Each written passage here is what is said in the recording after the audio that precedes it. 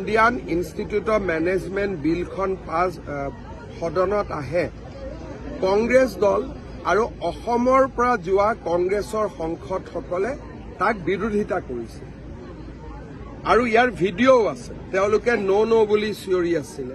গতিকে অসমৰ ৰাইজে ঘটনাবোৰ নিজেই চাই আছে যে নিজৰ ৰাজ্যত এখন ইণ্ডিয়ান ইনষ্টিটিউট অফ মেনেজমেণ্ট আহিব, তাকো তেওঁলোকে বিৰোধিতা কৰে।